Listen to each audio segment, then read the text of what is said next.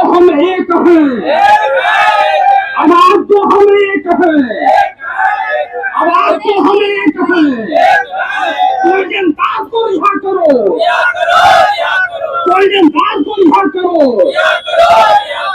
Golden दास को रिहा करो, गोल्डन दास संघर्ष करो, गोल्डन दास संघर्ष करो, गोल्डन दास संघर्ष करो। मित्रों, ये बिहार की राजधानी है पटना, और पटना में अगर बात कर लिया जाए तो बहुजन आर्मी चलाते हैं, उनके राष्ट्रीय अध्यक्ष है गोल्डन दास। और गोल्डन दास को बेबुनियाद कह लीजिए, बेबुनियाद, जो कानून की बात करता है, जो संविधान की बात करता है, जो बाबा अम्बेडकर की बात करता है, जो दलितों की बात करता है, उसे जेल के सलाखों में डाल दिया जाता है। कसूर जानते हैं क्या होता है? कसूर यही होता है कि एक रूपा बहन होती है और उसकी हत्या कर दी जाती है, बलात्कार कर दिया जाता है। उसके बाद भी क्या होता है कि अगर जाते हैं उनको इंसाफ दिलाने के लिए कोई जाता है, तो बिहार की पुलिस और बिहार की सरकार की नाकामियां कहें या सरकार की पुलिस की नाकामियां कहें, ऐसे युवा नेता को, ऐसे युवा समाज सेवी को, ऐसे बहुजन आर्मी के राष्ट्रीय अध्यक्ष गोल्डन दास भाई को गिरफ्तार कर लिया जाता है। आज मुजफ्फरपुर के सलाखों के बीच में है, मुजफ्फरपुर जेल में है। और आज ये चेहरा क्या होता है कि गर्दनी बाग में ये लोग परमिशन लेके, लोग कहते हैं ना कि पूरा पाठ करते हैं, ये तो साक्ष्य है ना, ये पूरा पाठ पर परमिशन लिया है कि नहीं लिया है? कानून के साथ काम किया है कि नहीं किया है? तो फिर ऐसा क्यों हो रहा है कि जब आप कानून के साथ काम करते हैं, कानून के दायरे में रह के काम करते हैं, फिर भी आपको जेल के सलाखों में डाल दिया जाता है कि नहीं डाल दिया जाता है? डाल दिया जाता है ना। तो कान खुल के सुन लो, कान खुल के आपको सुनना पड़ेगा। नहीं सुनेंगे तो एक आवाज कमजोर नहीं है, अगर नहीं सुनेंगे तो इनके हाथों में क्या होता है कि चूड़ियां नहीं पहने हैं। अगर नहीं सुनेंगे तो गोल्डन दास जैसा लाखों लोग गोल्डन दास पैदा होंगे और आपको जेल भरो आंदोलन तक करना पड़ेगा। जेल भरो आंदोलन करेंगे कि नहीं करेंगे? अगर गोल्डन दास नहीं रिहा होता है तो जेल भरो आंदोलन चालू होगा कि नहीं होगा? होगा। मित्रों, मैं बताया ना, ये लोग वही है जो क्या होता है, इनके लिए गोल्डन दास लड़ाई लड़ते हैं। ये वही है लोग जो गोल्डन दास कंधे से कंधे मिला के चलते हैं। ये वही लोग हैं जो क्या होता है कि गोल्डन दास के लिए, गोल्डन दास इनके लिए जान छिड़कते हैं। गोल्डन दास से अगर बात कर लिया जाए तो कानून की बात करते हैं, मैंने पहले ही कहा। संविधान की बात, बस उनकी तकलीफ यही है लोगों को कि वो संविधान की बात करते हैं, SC/ST की बात करते हैं। मैं ये नहीं कहूंगा कि क्या होता है कि सिर्फ SC/ST, वो हर समाज की बात करते हैं, लेकिन सोचने का जरिया होना चाहिए। सही है कि गलत है? सही है ना? तो मित्रों, एक चीज आपको मैं बता दूं कि जो समाज की बात करेगा, जो गरीबों की बात करेगा, जो दलितों की बात करेगा, क्या उसे जेल के सलाखों में डालना चाहिए? नहीं डालना चाहिए। आप सबकी आवाज यही आएगी कि नहीं डालना चाहिए। सही है कि गलत है? सही है ना?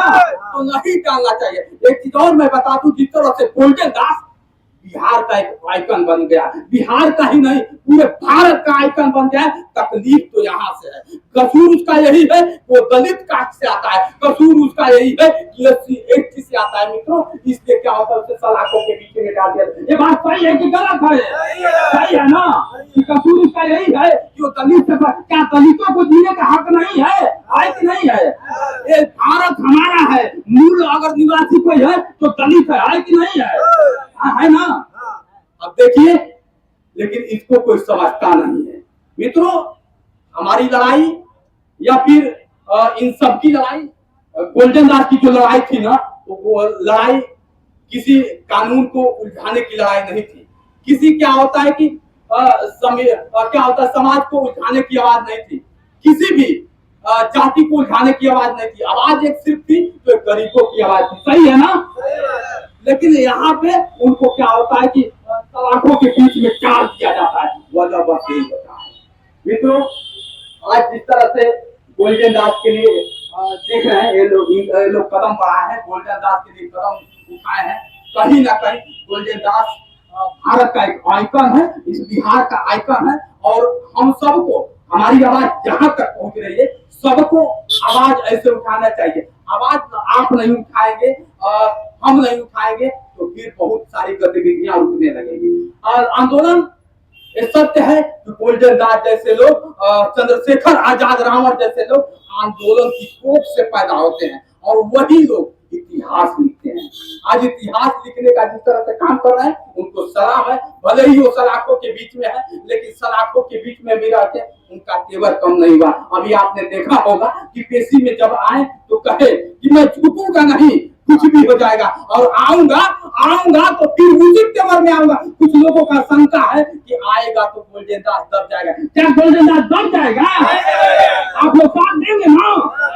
गोल्डन दास दबेगा नहीं मित्रों, आएगा तो और दुगुनी ताकत से आप लोगों के बीच में फिर वही आवाज उठाएगा, वही बात करेगा, वही संविधान की बात करेगा, वही कानून की बात करेगा। थोड़ा सा तकलीफ होगा, लेकिन उसके बात करने का जो तरीका, लोगों को, कुछ लोगों का कहना है कि नहीं गाली गलौज करता है, तो हम ये कहते हैं कि संविधान के जूता से मारने, क्या ये गाली है? क्या संविधान के, अगर क्या होता है कि लाठी से मारने की बात कर रहा है, ये गाली है क्या? ये गाली है?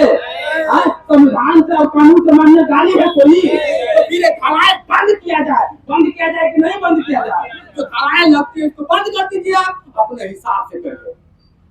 मित्रों, कहीं ना कहीं जिस तरह से ये आज गर्दनी बाग में, पटना में लोग जुटे हुए हैं, कहीं ना कहीं इनको सलाम है कि आज जो सलाखों के बीच में है उनके तक आवाज ये लोग पहुंचाएंगे और उनको जेल से बाहर रिहा करने की जिस तरह से बात कर रहे हैं, हम भी चाहते हैं और पूरा देश चाहता है गोल्डन दास जैसे लोगों को रिहा किया जाए, ताकि आगे चल के फिर से एक समाज में अलग भूमिका हो। सही है कि गलत है? तो आप लोग तैयार हैं? तो चलिए, देर न करते हुए, बहुत चीज हो गया और मैं आप लोग का ज्यादा समय दिया लगा दी, तो मैं क्षमा भी चाहूंगा, अगर गलती हो तो मुझे क्षमा करिएगा। लेकिन हाँ, ऐसे गोल्डन दास एक नहीं, लाखों गोल्डन दास पैदा होंगे, तभी जाके समाज का भलाई होगा। सही है कि गलत है? तो आप लोग गोल्डन दास बनने के लिए तैयार है कि नहीं है? तैयार है ना? तो एक बार नारा लगाइए, गोल्डन दास जिंदाबाद, गोल्डन दास जिंदाबाद, गोल्डन दास तुम संघर्ष करो, गोल्डन दास तुम संघर्ष करो, गोल्डन दास तुम संघर्ष करो, गोल्डन दास को रिहा करो, गोल्डन दास को रिहा करो, गोल्डन दास को रिहा करो। जय भीम, जय भारत।